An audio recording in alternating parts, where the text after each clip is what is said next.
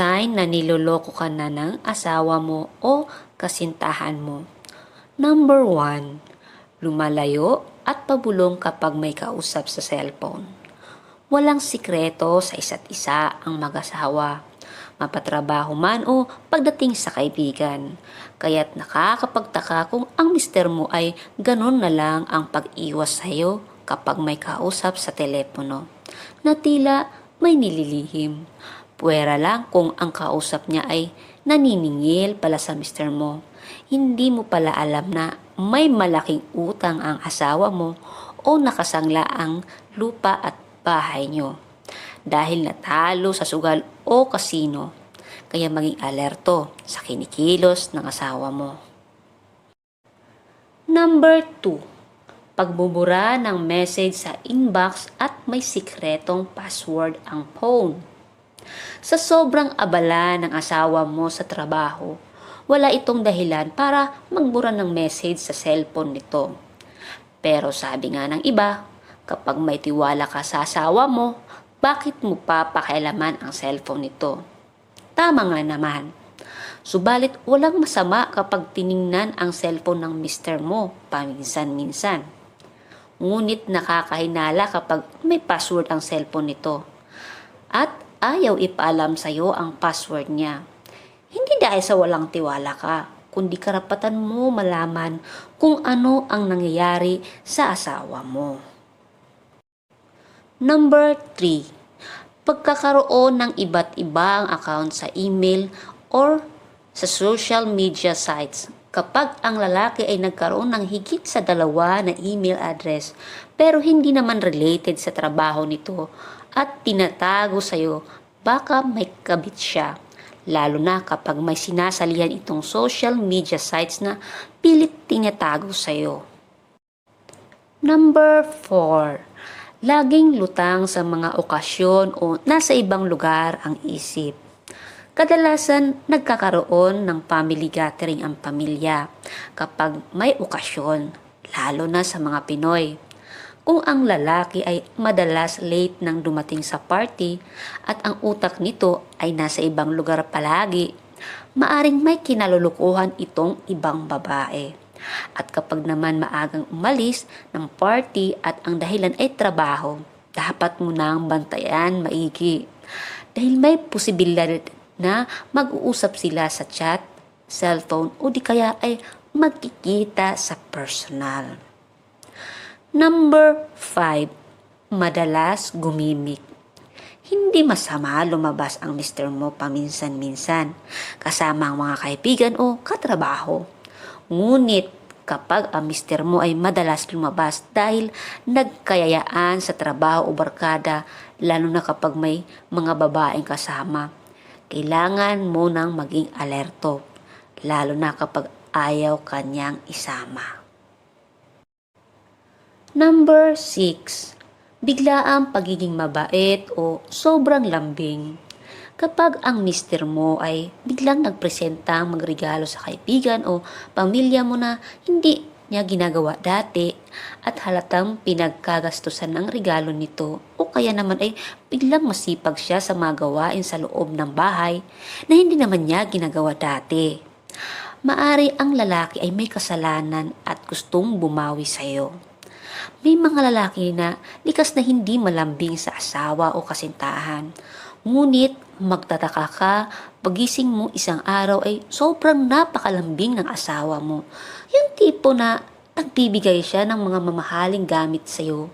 Nagbibigay ng flowers na minsan kahit Valentine's o birthday ay hindi niya nagawang bigyan ka. Madalas ang dahilan ng pagbibigay sa iyo ay pagkakaramdam ng konsensya sa kasalanan o takot mahalata ang lihim niya.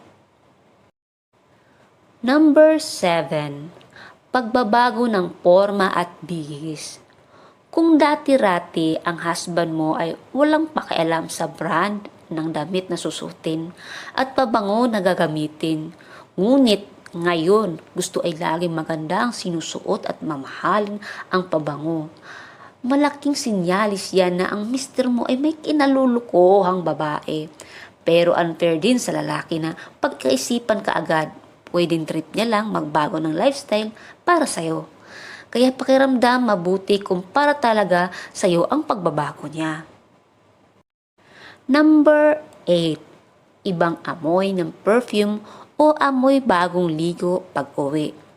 Kung ang boyfriend or mister mo ay umuwing late galing sa overtime at nakaamoy ka ng pabango na alam mo na hindi niya ito pag-aari, maaaring sinyalis din ito na may iba siya.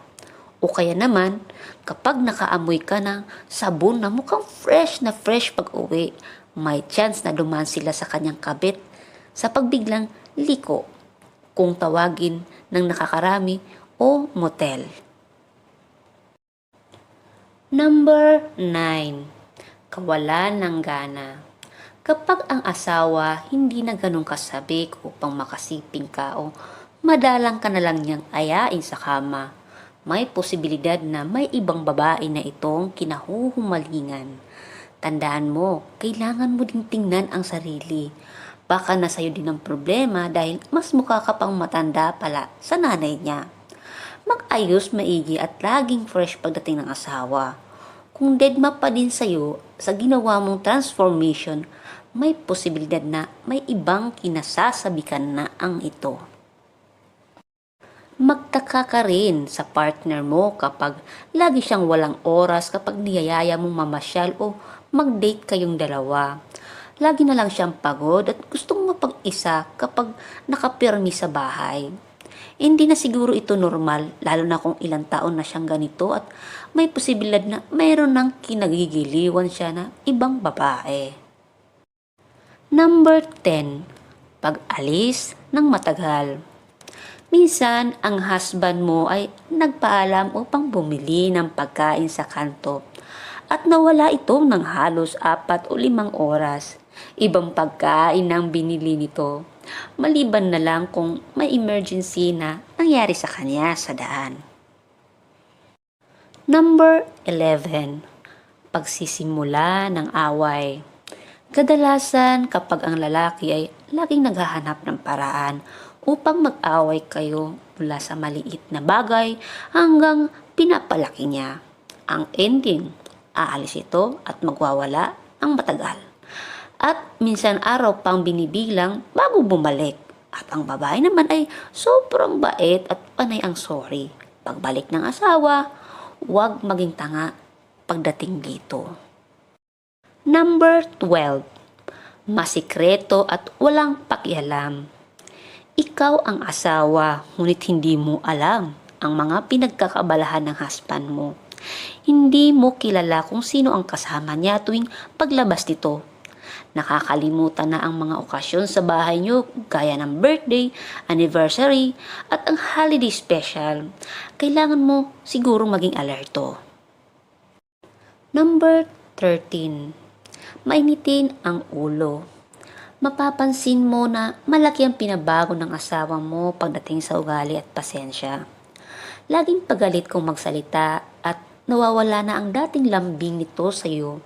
Mararamdaman mo na ang asawa mo ay hindi na masaya. Hindi mo din matukoy ang dahilan nito.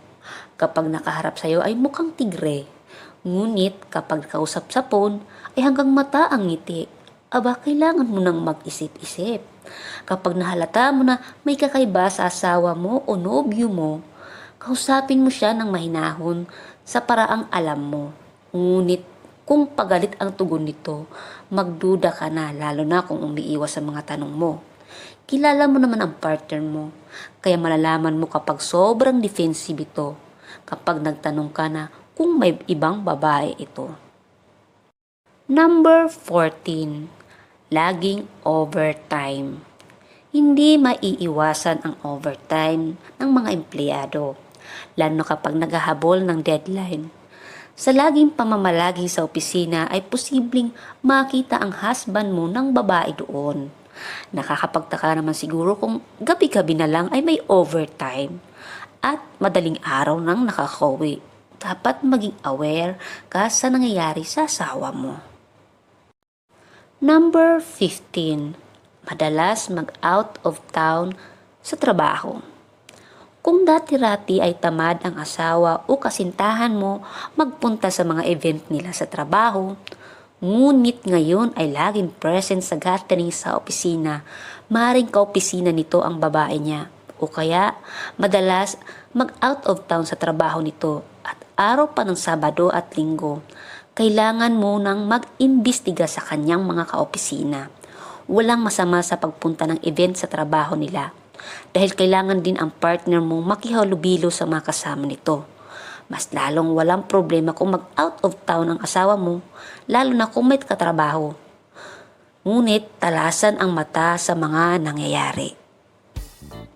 Hanggang dito na lang po ang aking tips po para sa inyo at sana may natutunan po kayo at nakakuha po ng idea.